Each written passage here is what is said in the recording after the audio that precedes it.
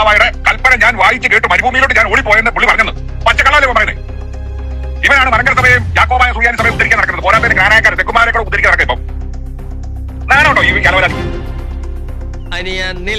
ഇവന്മാർക്ക് വായി നാക്കില്ലാഞ്ഞിട്ടല്ല, പോയിന്റില്ലാഞ്ഞിട്ടാ പ്രതികരിക്കാത്ത. ഇപ്പൊ ഒരു പോയിന്റ് കിട്ടി എന്ന് തോന്നിയപ്പോ അവന്റെ ആ ശബ്ദവും ശൗര്യവും ഒക്കെ നിങ്ങൾ കണ്ടോ, അങ്ങ് വരികയാണ്. അതുകൊണ്ട് ഇത് ആരാ പറഞ്ഞെന്ന് നോക്കണം. നിന്നെ പോലെ കോളനി താമസിക്കുന്നവനല്ല പറഞ്ഞത്. പള്ളിയുടെ മതിലെ കിളുക്കു എന്ന് പറയുന്ന ഇനമില്ല, അതുപോലെ പള്ളിയുടെ മതിലിനടുത്ത് താമസിക്കുന്നത്, അതുപോലെ താമസിക്കുക. അതുകൊണ്ട് ഇപ്പോഴും അവിടെ ഞങ്ങളുടെ വീട് അവിടെ തന്നെ എങ്ങനെയൊക്കെ മണ്ടാട്ട് പോയി തിരക്കും. കിട്ടേണ്ടതൊക്കെ കിട്ടിയല്ലോ, സമാധാനമായല്ലോ. ഇനി സ്വസ്ഥമായിട്ട് വണ്ടി റോഡിൽ പോട്ടെ. ഇന്ത്യൻ ഓർത്തഡോക്സ് ഒരു പോരാളിയാണ്. ആ പോരാളി പറയുന്നത്, ഞാൻ പാത്രീർക്കീസ് ബാവയുടെ ഒരു കൽപ്പന കേട്ടു എന്ന് പറഞ്ഞ് 95 വന്ന ഒരു കൽപ്പന, സാക്കാപ്രഥമൻ ബാവയുടെ ഒരു കൽപ്പന ഞാൻ കേട്ടു. എന്തുകൊണ്ട് പരിശുദ്ധ ബസേലിയസ് മാർത്തോമ മാത്യൂസ് തൃതീയൻ ബാവയ്ക്ക് പറഞ്ഞുകൂടാ, എനിക്ക് സഭയാണ് വലുത്, ഞാൻ എന്റെ സ്ഥാനത്തെ ഉപേക്ഷിക്കാൻ തയ്യാറാണ്. അങ്ങനെ ഒരു കത്ത് 995 ഒരു കൽപ്പനയായി മലങ്കരയിൽ വന്നത് ഞാൻ ഓർക്കുന്നുണ്ട്. പരിശുദ്ധ സാക്കാപ്രഥമൻ പാത്രീർക്കീസ് ബാവയുടെ കൽപ്പന. അന്ന് പള്ളിയിൽ മെഴുകുതിരി കത്തിച്ച് പിടിച്ച് പാത്രീർക്കീസ് ബാവയുടെ കൽപ്പന വായിക്കുന്നത് നേരിട്ട് ഞാൻ കേട്ടതാണ്. അന്ന് അദ്ദേഹം പറഞ്ഞു, ഞാൻ ദൂരത്ത് ദൂരത്ത് ദൂരത്ത് മരുഭൂമിയിൽ വേണേ പോയി പാർക്കാം, എല്ലാം ഉപേക്ഷിക്കാം, എല്ലാം ഉപേക്ഷിക്കാം. 1995 ഞാൻ നേരിട്ട് കേട്ട കൽപ്പന. അതുകൊണ്ട് ആരും അങ്ങനെ അല്ലെന്ന് പറയണ്ട. ആ കൽപ്പന 995 പള്ളിയിൽ വായിക്കുന്ന ഞാൻ നേരിട്ട് കേട്ടാണ്. ഞാൻ എല്ലാം ഉപേക്ഷിക്കാൻ തയ്യാറാണ്, നിങ്ങൾ ഒന്നാകൂ. അപ്പൊ അദ്ദേഹം പറയുന്നത് 97 ആ കൽപ്പന ഇറങ്ങിയതെന്നാണ്. ഇതെന്ത് മായമാണ്. ഞാൻ 95 കേട്ടത് എങ്ങനെയാ 97 ഇറങ്ങിയത്? അപ്പോഴാണ് ഞാൻ തിരക്കിയപ്പം മുറിമാക്കൽ രാജമെത്രാൻ 97 ഒരു കൽപ്പന കാണിക്കുന്നുണ്ട്. ഈ കൽപ്പന പാത്രീർക്കീസ് അയച്ചതാണ്, പക്ഷേ മലങ്കര ഒരു പള്ളിയിലും വായിച്ചിട്ടില്ല, ആരും അറിഞ്ഞിട്ടില്ല. അപ്പം രാജമെത്രാൻ സ്വപ്നം കണ്ടതായിരിക്കും. ഈ രാജമെത്രാൻ അവിടെ പോയിട്ട് പാത്രീർക്ക അരമനയിൽ നിന്ന് ഈ സീല് വെച്ച ലെറ്റർ ഹെഡൊക്കെ കീറി എടുത്തോണ്ട് പോന്നിട്ടുണ്ട്. പാത്രീർക്കീസ് ബാവയുടെ കട്ടിലിന് കീഴെയായിരുന്നു ഇദ്ദേഹത്തിന്റെ കുറെ നാൾ കിടപ്പ്. ആ സമയത്ത് കുറെ ലെറ്റർ ഹെഡൊക്കെ ഇദ്ദേഹം എടുത്തിട്ടുണ്ട്. ഇദ്ദേഹം തന്നെ കൽപ്പനകൾ എഴുതുന്നതാണ്. എന്നിട്ട് മീറ്റിംഗ് പൊക്കി കാണിക്കുന്നുണ്ടോ, കേരളത്തിൽ ഒരു യാക്കോബ പള്ളിയിലും ഈ കൽപ്പന വായിച്ചിട്ടില്ല, ഇതാണ് പാത്രീർക്കീസിന്റെ കൽപ്പന എന്ന് ആര് പറഞ്ഞു? അപ്പൊ ഇദ്ദേഹം തന്നെ അങ്ങ് പറയാണ് ഇതൊരു കൽപ്പന. ഞാൻ ആ കൽപ്പനയെ കുറിച്ചല്ല പറഞ്ഞു. ഇപ്പോ എനിക്കെതിരായിട്ട് പറയുന്ന ഒരു കൽപ്പന കാണിക്കുന്നുണ്ട്. 97 വന്ന കൽപ്പന, ആ കൽപ്പനയെ കുറിച്ചല്ല ഞാൻ പറഞ്ഞ മരുഭൂമിയിലേക്ക് ഞാൻ പോകാം എന്ന് പറയുന്ന ഒരു കൽപ്പനയെ കുറിച്ച്. ഈ നിങ്ങൾ 97 കാണിക്കുന്ന ആ കൽപ്പന അതൊന്നുമില്ല, ആ വാചകമൊന്നുമില്ല. ആ കൽപ്പനയെ കുറിച്ചല്ല ഞാൻ പറഞ്ഞു. പിന്നെ ഇത് പറയുന്നത് എന്റെ ജാതകം നോക്കുകയാണ്. 25 വർഷം പെന്തക്കോസ്തിലായിരുന്നു, പുറകോട്ടൊക്കെ കണക്ക് കൂട്ടുകയാണ്. 2018 ഞാൻ പെന്തക്കോസ്ത് വിടുന്നത്. അപ്പൊ അവിടുന്ന് പുറകോട്ട് 25 വർഷം കണക്ക് കൂട്ടിയ 993 ഇദ്ദേഹം പെന്തക്കോസ്തിലാണ്. അപ്പൊ 95 കൽപ്പന എങ്ങനെ കേൾക്കും? 93 പെന്തക്കോസ്തിൽ പോയ ഞാൻ 95 കൽപ്പന എങ്ങനെ കേൾക്കും? ഇതാണ് ചോദ്യം. ഈ ചോദ്യം എന്ന് പറഞ്ഞാൽ അങ്ങ് വിജൃംഭിക്കുകയാണ് ഈ വിഷയം ഉന്നയിക്കുന്ന ആള്. വിജൃംഭിക്കാന്നൊന്നും പറഞ്ഞാൽ പോരാ, അങ്ങ് എന്നാ പറയുന്നേ, പൊട്ടിത്തെറിക്കുകയാണ്. തെളിവ് സഹിതം നമ്മൾ വിടും, നമ്മൾ വെറുതെ പറയുന്നല്ല. 2017 മുതൽ 25 വർഷം പുറകോട്ട് ചിന്തിക്കുക, പുറകോട്ട് കൂട്ടി നോക്കുക. നിങ്ങൾ എത്ര വർഷമായി?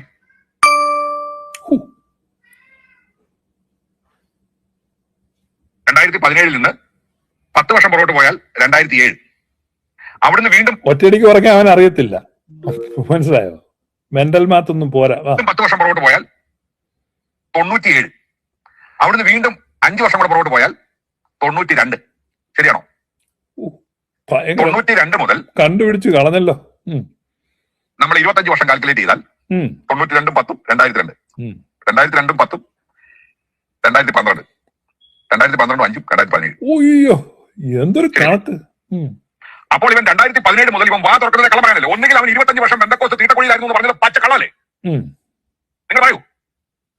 അല്ലെങ്കിൽ ഇവൻ 97. എത്രയോ കാതലായ കാര്യങ്ങള് നമ്മൾ ഈ ലൈവിൽ പറഞ്ഞിട്ടുണ്ട്. ഒന്നിനും അന്നേരം എല്ലാം ചത്തപോലെ കിടന്നുറങ്ങുമായിരുന്നു. ഇവന്മാർക്ക് വായി നാക്കില്ലാഞ്ഞിട്ടല്ല, പോയിന്റില്ലാഞ്ഞിട്ടാ പ്രതികരിക്കാത്ത. ഇപ്പൊ ഒരു പോയിന്റ് കിട്ടി എന്ന് തോന്നിയപ്പോ അവന്റെ ആ ശബ്ദവും ശൗര്യവും ഒക്കെ നിങ്ങൾ കണ്ടോ, അങ്ങ് വരികയാണ്. ബാക്കി നമ്മൾ പറഞ്ഞ എത്ര കാര്യങ്ങൾ ഇവിടെയുണ്ട്, അതിനൊന്നും മറുപടിയില്ല.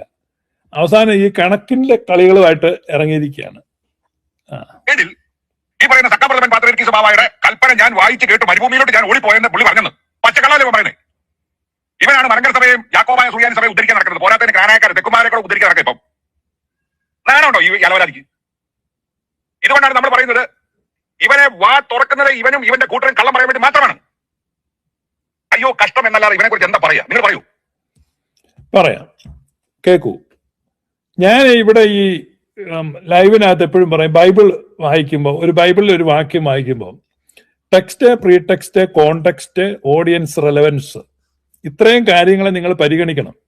ഈ ടെക്സ്റ്റ് മാത്രം എടുത്തിട്ട് വ്യാഖ്യാനിക്കരുത്, ഗ്രഹിക്കരുത്. Text, pre text, context, audience relevance.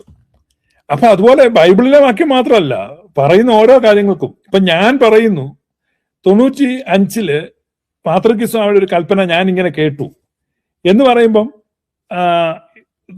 25 വർഷം പെന്തക്കോസിലായിരുന്നു. അപ്പൊ 95 ഇദ്ദേഹം പെന്തക്കോസ് ആയിരുന്നല്ലോ, അപ്പൊ എങ്ങനെ ഇവൻ കേട്ടു? ഇവൻ നുണയനാണ്. അത് അങ്ങനെയല്ലടാ ചെറുക്ക. നീ ആദ്യം മനസ്സിലാക്കണം, കോണ്ടെക്സ്റ്റ് മനസ്സിലാക്കണം.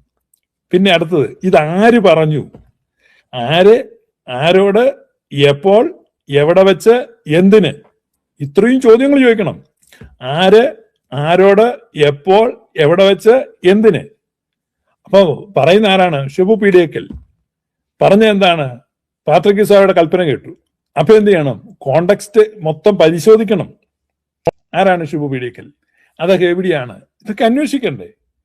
അപ്പൊ നീ മണ്ടാട്ട് വന്ന് തിരക്ക്, എന്റെ വീട് എവിടെയായിരിക്കുന്നു. എന്റെ വീടിന് മണ്ണാട് പള്ളിക്കും ഒറ്റ മതിലാണ്. ഒരു മതിലിന്റെ അപ്പുറത്തും ഇപ്പുറത്തുമായിട്ട് ആ പള്ളിയും വീടും ഇരിക്കുന്നത്. പള്ളിയിലെ കുർബാന മൈക്കില്ലാതെ ചൊല്ലിയാലും വീട്ടിനകത്ത് കേൾക്കാം. മറുവാസ കിളിക്കുന്നതും കൈമണി അടിക്കുന്നതും ശബ്ദം വീടിനകത്ത് കേൾക്കാം. അത്ര ക്ലോസ് ആണ്. അത് ആദ്യം മനസ്സിലാക്കുക. എന്ന് പറഞ്ഞാൽ പാത്രികീസ്വാമിയുടെ കൽപ്പന വായിക്കുന്നത് കേൾക്കാൻ ഞാൻ പള്ളിയിൽ പോയി നിൽക്കേണ്ട ആവശ്യമില്ല, വീട്ടിൽ നിന്നാൽ മതി. നിനക്ക് മനസ്സിലായോ? നീ എല്ലാം അവിടെ തിരക്കിയാൽ മതി. പഴയ കാലത്തൊക്കെ പള്ളിയോട് അടുത്താണ് ആളുകൾ വീട് വെക്കുന്നത്. യഹൂദന്മാരുടെ പാരമ്പര്യമാണ്. യഹൂദന്മാരുടെ പാരമ്പര്യം സിനഗോഗിനോട് ചേർത്താണ് അവർ വീട് വെക്കുന്നത്. കാരണം ഈ ശബത്ത് ദൂരം എന്ന് പറഞ്ഞ ഒരു സംഭവമുണ്ട്. ഒരു ശബത്തിക്കൽ ഡിസ്റ്റൻസ് എന്നാണ് അതിന് പറയുന്നത്. 1.25 കിലോമീറ്റർ ഒരു ശബത്തിൽ ദിവസം ആകെ അവർക്ക് നടക്കാൻ പറ്റത്തുള്ളൂ. അപ്പൊ അതുകൊണ്ട് എപ്പോഴും സിനഗോഗിനോട് ഒരു 3/4 കിലോമീറ്ററിനകത്ത് അവർ വീടുകൾ വെക്കും. സിനഗോഗിനോട് ചേർത്ത് അവർ വീട് വെക്കുന്നത് സിനഗോഗിന് ചുറ്റും. കാരണം ശബത്ത് ദിവസം സിനഗോഗിൽ പോയി പ്രാർത്ഥനയിൽ സംബന്ധിച്ച് തിരിച്ച് വീട്ടിൽ വരുമ്പോൾ ശബത്ത് ലംഘിക്കരുത്. കാരണം ഈ 1.25 കിലോമീറ്ററിനകത്ത് നിൽക്കണം. ഈ ഒരു ജുദയോ ക്രിസ്ത്യൻ ബാക്ക്ഗ്രൗണ്ടിൽ കേരളത്തിൽ പള്ളികൾ വന്നപ്പോൾ പള്ളിയും പള്ളി അങ്ങാടിയും എന്നുള്ളൊരു കോൺസെപ്റ്റാണ്. അതുകൊണ്ട് പുരാതന പള്ളികളൊക്കെ വന്നപ്പോൾ ആ ക്രിസ്ത്യൻ തറവാടുകളൊക്കെ പള്ളിക്ക് ചുറ്റും ഇങ്ങനെ നിൽക്കും. പള്ളിയുടെ അടുത്താണ് ഈ വീടുകളൊക്കെ. പിന്നെ ഈ ഗതിയില്ലാത്തവരും നിർഭാഗ്യവാന്മാരും ഒക്കെ പള്ളിയിൽ നിന്ന് അകലെ പോയി. അപ്പൊ ഈ വോയിസ് ക്ലിപ്പിൽ കേൾക്കുന്ന ഇവനെ പോലെ 501 കോളനിയിലല്ല ഞാൻ താമസിക്കുന്നത്. ഞാൻ പള്ളിയുടെ അടുത്ത് താമസിക്കുന്നത്. മനസ്സിലായോ നിനക്ക്? നീ താമസിക്കുന്നതല്ലേ എവിടെയോ 501 കോളനി പോയി താമസിക്കല്ല, പള്ളിക്കടുത്താണ് താമസിക്കുന്നത്. പള്ളിക്കകത്ത് മണി അടിച്ചാൽ, കൈമണി അടിച്ചാൽ വീട്ടിൽ കേൾക്കാം. അതുപോലെ താമസിക്കുക. അപ്പൊ അതുകൊണ്ട് കുർബാന മധ്യേ വായിക്കുന്ന കൽപ്പന ഞാൻ കേട്ടു. പിന്നെ എന്റെ വീട് പള്ളി ജംഗ്ഷനിലായതുകൊണ്ടും ഞങ്ങൾ യാക്കോബായ സഭയുടെ വലിയൊരു കേന്ദ്രമായതുകൊണ്ടും എപ്പോഴും പള്ളിയിലെ ചെറിയ കാര്യങ്ങൾ വരെ അവിടെ ചർച്ചയാകും പബ്ലിക്കലി. അപ്പൊ പാത്രികീസ്വാമിയുടെ കൽപ്പനയൊക്കെ വരിക എന്ന് പറഞ്ഞാൽ ഈ തലേദിവസം തന്നെ ചർച്ച ചെയ്യും. അന്നത്തെ കാലത്തൊക്കെ അങ്ങനെയാണ്. ബാബായുടെ കൽപ്പന വന്നിട്ടുണ്ട്, ബാബായുടെ കൽപ്പന. അപ്പൊ വലിയൊരു ക്യൂരിയോസിറ്റിയാണ്. അപ്പൊ നാളെ അത് കേൾക്കാം. കൽപ്പനയൊന്നും ചുമ്മാ ആളുകൾക്ക് അറിയാൻ പറ്റത്തില്ല. അപ്പം കൽപ്പനയുണ്ടെന്ന് അറിയുമ്പോൾ പള്ളി പോകാത്തവരുടെ പള്ളി പോകും. കാരണം എന്താണ് ഈ കൽപ്പനയിൽ നിന്ന് അറിയാൻ. അപ്പൊ സ്വാഭാവികമായിട്ടും ഞാനും കേട്ടു കൽപ്പന വന്നിട്ടുണ്ടെന്ന്. അതുകൊണ്ട് പിറ്റേ ദിവസം കുർബാന നടക്കുമ്പോൾ എന്താണ് ബാബായുടെ കൽപ്പന വന്നിരിക്കുന്നത്. അപ്പൊ നിങ്ങൾ ചോദിക്കും, ഞായറാഴ്ച പെന്തക്കോസുകാരന് പള്ളിയിൽ പോണം. പെന്തക്കോസുകാരുടെ കൂട്ടായ്മ എപ്പോഴാണ്? 11 മണിയാകുമ്പോൾ തുടങ്ങത്തുള്ളൂ. മനസ്സിലായോ? യാക്കോബക്കാര് കുർബാന പിരിഞ്ഞ് ഇങ്ങോട്ട് വരുമ്പോൾ ഞങ്ങൾ ബൈബിൾ പിടിച്ച് അങ്ങോട്ട് പോകും. അതിനാണ് റിബല്യസ് ആണ് പെന്തക്കോസ്റ്റൽസ് എന്ന് പറഞ്ഞാൽ. അവർ രാവിലെ കൂട്ടായ്മയ്ക്ക് പോകത്തില്ല. അതുകൊണ്ട് ഞാനൊക്കെ പ്രാർത്ഥനയ്ക്ക് പോകുന്നതിന് മുമ്പ് ഇവിടെ കൽപ്പന വായരൊക്കെ കഴിഞ്ഞു. അപ്പൊ വീട്ടിനകത്ത് നിന്ന് ഞങ്ങളുടെ കൂട്ടായ്മയ്ക്ക് വാങ്ങാൻ തുണി തയ്ച്ചുകൊണ്ടിരിക്കുമ്പോഴാണ് ഞാൻ കൽപ്പന കേൾക്കുന്നത്. കൽപ്പന കേൾക്കാന്ന് പറഞ്ഞു കഴിഞ്ഞാൽ ഇത് കേൾക്കാതിരിക്കാൻ ചെവി അടച്ചു പിടിക്കാൻ. ദൈവം തമ്പുരാൻ ചെവിക്ക് അടപ്പ് വന്നിട്ടില്ല. അത് നിനക്കറിയാമോ? കണ്ണടയ്ക്കാൻ നമുക്ക് ഒരു കാര്യം നമുക്ക് കാണണ്ടെന്ന് വെച്ചാൽ നമുക്ക് എന്ത് ചെയ്യാൻ പറ്റും? കണ്ണടയ്ക്കാനുള്ള സെറ്റപ്പ് ഉണ്ട്, പക്ഷെ ചെവി അടയ്ക്കാൻ പറ്റത്തില്ല. ചെവിക്ക് അടപ്പ് വെച്ചിട്ടില്ല. കാരണം അതുകൊണ്ടാണ് വചനം കേൾവിയാലാണ് വിശ്വാസം വരുന്നത്. അതുകൊണ്ടാണ് ചെവിക്ക് അടപ്പ് വെക്കാത്തത്. ചെവിക്ക് ദൈവം തമ്പുരാൻ അടപ്പൊന്നും വെച്ചിട്ടില്ല, ഷട്ടർ വെച്ചിട്ടില്ല. കേട്ടേ മതിയാവൂ. മനസ്സിലായോ? അതുകൊണ്ട് പരിശുദ്ധ സഖാപ്രഥമ ബാവയുടെ കൽപ്പന ഞാൻ എന്റെ കാതുകളിൽ കേട്ടതാണ്. അത് നിന്റെ ഈ രാജമെത്രാൻ കാണിച്ചത്രി ഓഞ്ഞ കൽപ്പനയൊന്നുമല്ല. അതിനകത്ത് ഈ പറഞ്ഞ മരുഭൂമി പോകുന്ന കാര്യം ഉണ്ടായിരുന്നു. നിനക്ക് മനസ്സിലായോ? നിനക്ക് മനസ്സിലായി? 501 കോളനി താമസിക്കുന്ന അലവലാതി നീ എനിക്കെതിരെ വോയിസ് ക്ലിപ്പ് ഇട്ടിട്ടൊരു കാര്യമില്ല.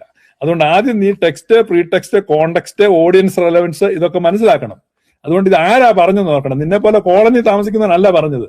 പള്ളിയുടെ മതിലെ കിളുത്തു എന്ന് പറയുന്ന ഇനമില്ലേ, അതുപോലെ പള്ളിയുടെ മതിലിനടുത്ത് താമസിക്കുന്നത്, അതുപോലെ താമസിക്കുക. അതുകൊണ്ട് ഇപ്പോഴും അവിടെ ഞങ്ങളുടെ വീട് അവിടെ തന്നെ, നീയൊക്കെ മണ്ടാട്ട് പോയി തിരക്ക്. മനസ്സിലായി? ഈ കഴിഞ്ഞ സെപ്റ്റംബറിൽ ഞാൻ നാട്ടിൽ പോയിട്ടുണ്ടായിരുന്നു. അപ്പൊ ഞാൻ ഞങ്ങളുടെ മുറ്റത്ത് ഇറങ്ങി നിൽക്കുക. അപ്പോ ഈ കുര്യാക്കോസ് മാർ തെയോഫിലോസ് തിരുമേനി അദ്ദേഹത്തെ വിളിച്ച് അന്വേഷിക്കാന്നാണ്. അദ്ദേഹം മണ്ണാട് പള്ളി 6-ാം തീയതിയാണ്, സെപ്റ്റംബർ 6-ാം തീയതി വിശുദ്ധ കുർബാന കഴിഞ്ഞ് തിരിച്ചു പോവാണ്. അപ്പൊ അദ്ദേഹം കാറായിരുന്നു നോക്കി, ഞാനവിടെ നിൽക്കുന്നത്. അദ്ദേഹം ചെമ്മാച്ചനോട് പറഞ്ഞു വണ്ടി നിർത്താൻ പറഞ്ഞിട്ട് ചെമ്മാച്ചനോട് പറഞ്ഞത് നോക്കി സ്യൂപ്പിയിലേക്കല്ല നിൽക്കുന്നത്. അപ്പൊ ചെമ്മാച്ചൻ ഇറങ്ങി വന്ന് എന്നെ വിളിച്ചു, തിരുമേനി കാറായിരിക്കുന്നു. അപ്പൊ ഞാനവിടെ ഇട്ട് അപ്പൊ തിരുമേനി എന്നെ ഇവിടെ നിൽക്കുന്നെന്നാ. ഞാൻ പറഞ്ഞ മുറ്റത്തോട്ടൊന്ന് ഇറങ്ങി നിന്നാ. അപ്പൊ തിരുമേനി വെച്ചു മുറ്റത്തോട്ടോ? ഇതല്ല എന്റെ വീട്, ഞാൻ എന്റെ മുറ്റത്തോട്ട് ഇറങ്ങി നിന്ന. അപ്പൊ എന്റെ മുറ്റത്തോട്ട് ഇറങ്ങി നിന്നാ പള്ളിയുടെ മുറ്റമാണത്. അപ്പൊ ഞാൻ അവിടെ നിന്ന് അല്ലാതെ പള്ളിയിലോട്ട് വന്നൊന്നുമല്ല. അപ്പൊ തിരുമേനി അങ്ങനെ എന്നെ കണ്ടോണ്ട് ചോദിച്ചു എന്നെ ഇവിടെ നിൽക്കുന്നു. അതായത് നിങ്ങൾക്ക് തിരുമേനിയോട് കൺഫേം ചെയ്യാവുന്നതാണ്, അല്ലെ മണ്ടാട്ട് പോയി തിരക്കാവുന്നതാണ്. മനസ്സിലായി? അതുകൊണ്ട് ഇത്ര ഓഞ്ഞ ഓഡിയോ ക്ലിപ്പ് ഉണ്ട്. ഒരു കാര്യം ഇവിടുന്ന് പറഞ്ഞതാണ്, അതിന് തെളിവുണ്ട്, കൃത്യമാണ്. നുണ പറയുന്ന പരിപാടി ഇത് എനിക്കില്ല. നിന്നെ പോലെയും നിന്റെ മെത്രാനെ പോലെ നിന്റെ ദേവലോകത്തെ കള്ളക്കൂട്ടത്തെ പോലെ കള്ളത്തരവും നുണയും വ്യാജവും ഒന്നും പറയാൻ നിൽക്കുകയല്ല. ഞാനതിനൊന്നും കാശ് മേടിക്കുന്നില്ല, നേട്ടം ഉണ്ടാക്കുന്നില്ല, നഷ്ടമേ ഉള്ളൂ. ഇപ്പൊ ഈ വിഷയം പറഞ്ഞാൽ തന്നെ ജ്ഞാനായ സമുദായത്തിൽ നിന്ന് എത്ര പേര് എനിക്ക് വിരോധമായി എന്തെല്ലാം ഹെൽപ്പ് കിട്ടിക്കൊണ്ടിരുന്ന ആളുകളാണ്. ഹെൽപ്പ് എന്ന് പറഞ്ഞാൽ സാമ്പത്തികമായിട്ടൊന്നുമല്ല, മറ്റു പല തരത്തിലുള്ള ഞങ്ങളുടെ ഓൺലൈൻ കാര്യങ്ങളിലൊക്കെ ഹെൽപ്പ് ചെയ്യുന്ന ആളുകളുണ്ട്. അവരൊക്കെ വിട്ടുപോവാണ്. പ്രതികൂലങ്ങളുണ്ട്, നഷ്ടങ്ങളുണ്ട്. ഈ നഷ്ടങ്ങളൊക്കെ സഹിച്ചിട്ടാ പറയുന്നത്. സത്യം പറയുക എന്നുള്ളതാണ്. മനസ്സിലായില്ലേ? നിനക്ക് മനസ്സിലായോ? സത്യം പറയുക എന്നുള്ളത്. അല്ല പോലെ നീ നുണ കഴിച്ച്, നുണ വിസർജിച്ച്, നുണ ശ്വസിച്ച്, നുണയുടെ അപാനവായു നിർഗമിപ്പിച്ച് നടക്കുന്ന നിന്നെ പോലെയുള്ള വിഷജന്തുക്കളുടെ ഇനത്തിൽപ്പെട്ടതല്ല ഇത്. ഞങ്ങൾ സത്യത്തിന്റെ ഖഡ്ഗവുമായി നീതിയുടെ വെളിച്ചവുമായി ഞങ്ങൾ കാലത്തിന്റെ പ്രവചനവുമായി സഞ്ചരിക്കുന്നവരാണ്. ഇത് തടുക്കാൻ നിന്നെ കൊണ്ടൊന്നും പറ്റത്തില്ല. കഞ്ഞിക്കുഴി കള്ളക്കൂട്ടത്തിന് തടുക്കാൻ പറ്റത്തില്ല. ക്നാനായിയുടെ വിഷജന്തുക്കൾക്കും ഒന്നും പറ്റില്ല.